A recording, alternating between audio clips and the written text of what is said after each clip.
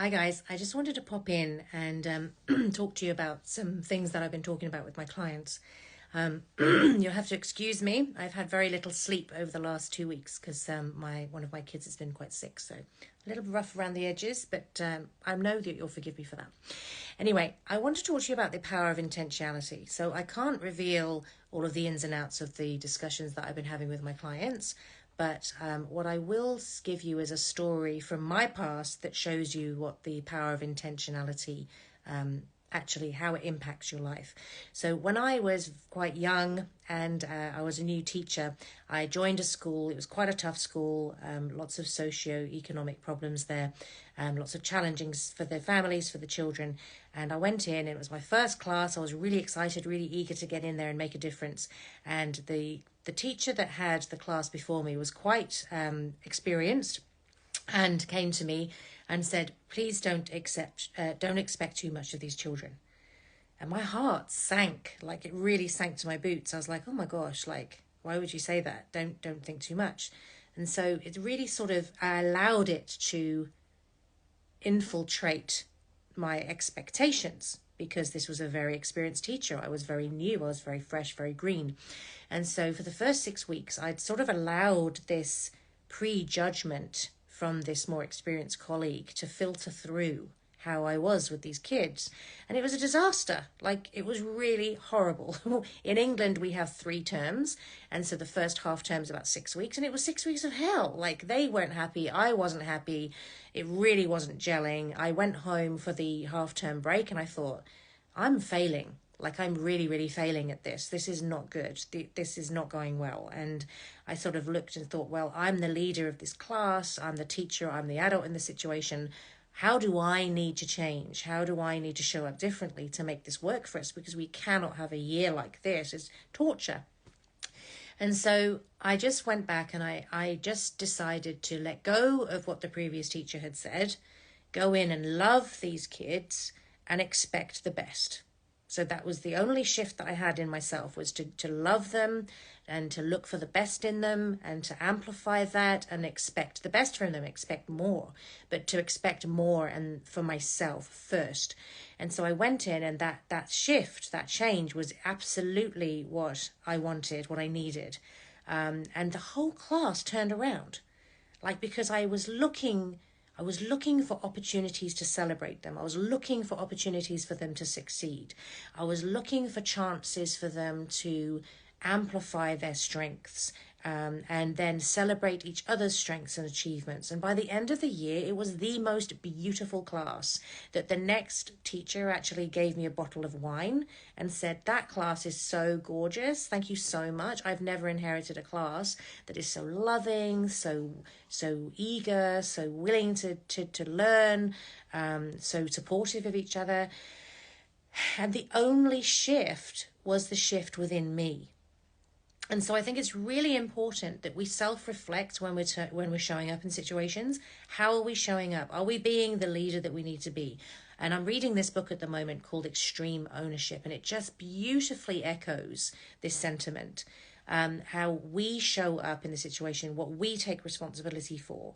And I often see situations where people are handballing, right? They're handballing the responsibility. They're amplifying the mistakes that other people have made to try and make themselves look less responsible. And one of the examples they use in this book called Extreme Ownership, which I highly recommend that you read, is about these, they're Navy SEALs, and they're Marines, and they're these amazing, amazing people. And they're all about extreme ownership in their chain of command, and that's what they're really wanting.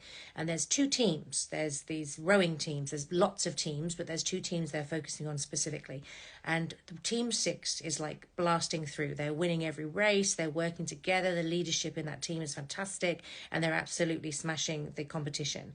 And team 1 was coming dead last in everything, like really way behind. They weren't working together as a team. They didn't come together.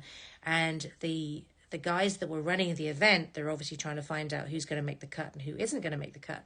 And they decided, let's test this. And because the team leader of team number one, who was losing all the time, was saying, it's luck of the draw. I've got a really bad team. They're not coming together, not working together. I haven't got the guys behind me.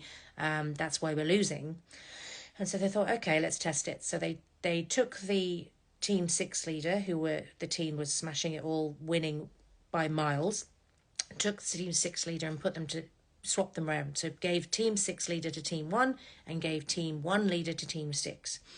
Now, team 6 kept winning because they were used to working together as a team. They were used to coming together. They were used to the rhythm of each other. So they were able to come together despite the leadership in that point and come together. But the interesting thing was when team 1, who was always coming dead last, got the leader from team 6, they started coming second.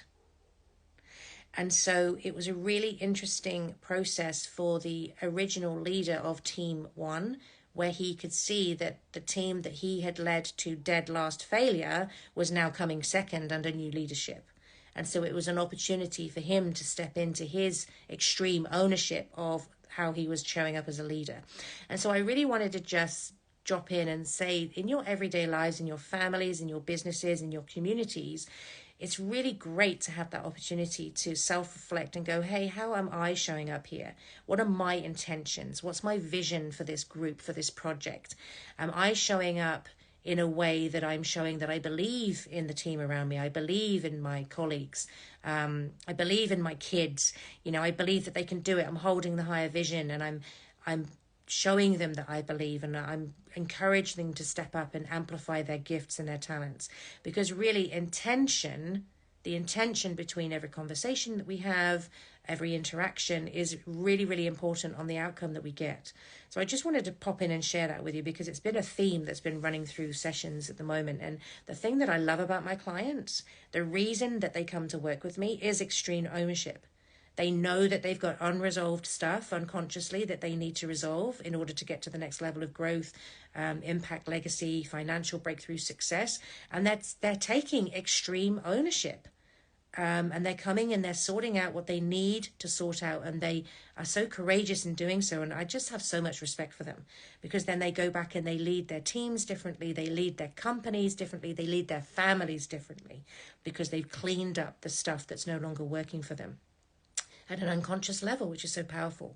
So as we're going through our days, it's really important to remember intentionality and hold that higher vision and encourage people to amplify their strengths so that we get the better outcome for everybody. So I hope you have a wonderful weekend. I will see you soon. Goodbye.